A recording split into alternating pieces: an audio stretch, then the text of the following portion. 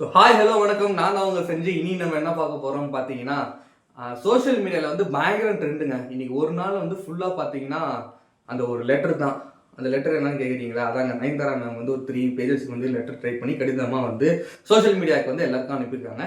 அது என்னன்னா அந்த இஷ்யூ அதாவது அந்த 400 ரவுடி தான் படத்தில் வந்து இவங்க 2 பேரும் ஒன்றா சேர்ந்து டேரக்டர் பண்ணாலே ஒரு நடித்தாங்க இல்லையா?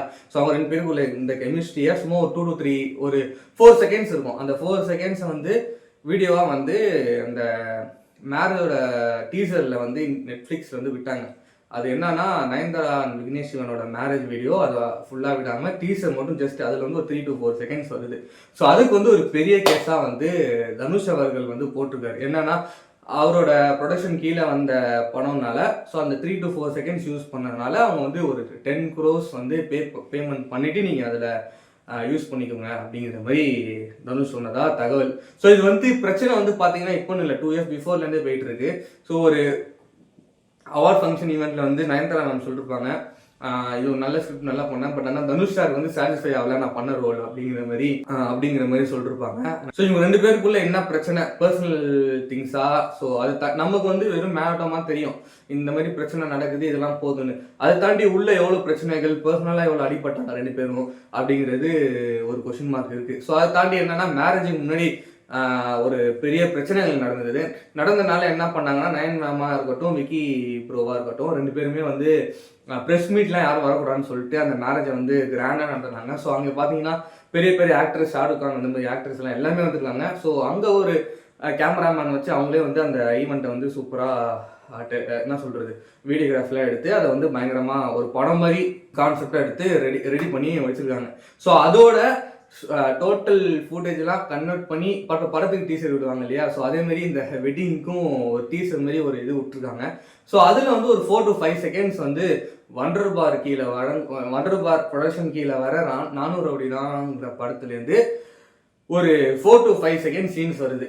ஸோ அதுக்கு வந்து தனுஷ் வந்து அந்த என்னோட ப்ரொடக்ஷன் கீழே வந்திருக்கு, ஸோ என்னோட படம் அது, ஸோ என்னோட அனுமதி இல்லாமல் நீங்கள் வந்து அதை யூஸ் பண்ண முடியாதுன்னு சொல்லி நீங்கள் ஒரு 10 crores கட்டிட்டு அந்த ஃபுட்டேஜை யூஸ் பண்ணிக்கோங்க அப்படிங்கிற மாதிரி அவர் சொல்லியிருக்காரு.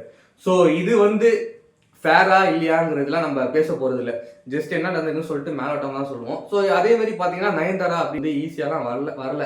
ஸோ அடிபட்டு கீழே இருந்தால் கொஞ்சம் மேலே வந்தாங்க. அதுதான் அவங்களும் சொல்கிறாங்க, நான் வந்து இந்த பொசிஷன் வந்து எங்களுக்கு வந்து உங்களை மாதிரி ஃபேமிலியில் யாரோ டேரக்டரோ இல்லை ஆக்டரோ ப்ரொடியூசரோ பேக்ரவுண்ட் எதுவுமே இல்லை, நான் வந்து தனியாக தான் வந்தேன். ஸோ இப்போ தான் வந்து ஓரளவுக்கு நாங்கள் ஸ்டேபிளாக வந்து நின்றுருக்கோம். ஸோ அதுக்கான பெயின் அண்ட் வேல்யூ வந்து உங்களுக்கு புரியும்னு நினைக்கிறேன் அப்படின்னு சொல்லிட்டு தனுஷ் வந்து பயங்கரமாக தாக்கியிருக்காங்க. என்னன்னா தனுஷ் ஆடியோ லான்ச்லாம் இருக்கட்டும், ஈவெண்ட்லாம் போகிறாரு இல்லையா, அப்போலாம் வந்து ரொம்ப அமைதியாக சைலண்ட்டாக ஒரு ஸ்மைல்லாம் கொடுத்துட்டு இருப்பாரு இல்லையா?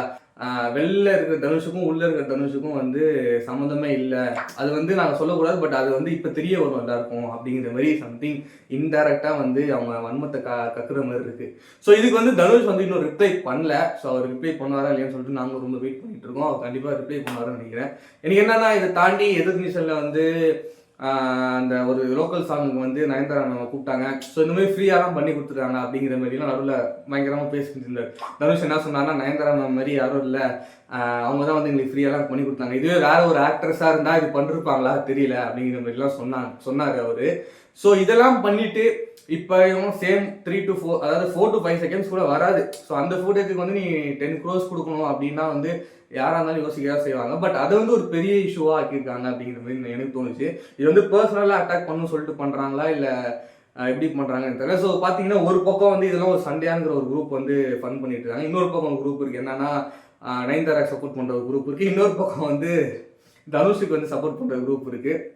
ஸோ இந்த மாதிரி 3 குரூப் இருக்குது. ஸோ இந்த டாபிக் வந்து பயங்கரமாக ட்ரெண்டிங் பண்ணி மீம்ஸ் மேலே மீம்ஸ் வந்து ட்ரோலாக இருக்கட்டும் சப்போர்ட் பண்ணுறதா இருக்கட்டும் இந்த மாதிரி எல்லாமே பண்ணிருக்காங்க. ஸோ அதேமாரி அவங்க போட்ட லெட்டர்ஸுக்கு பார்த்தீங்கன்னா தனுஷோட நடிச்ச ஆக்ட்ரஸ்லாம் இருக்காங்க இல்லையா, அவங்க வந்து லைக் பண்ணிருக்காங்க.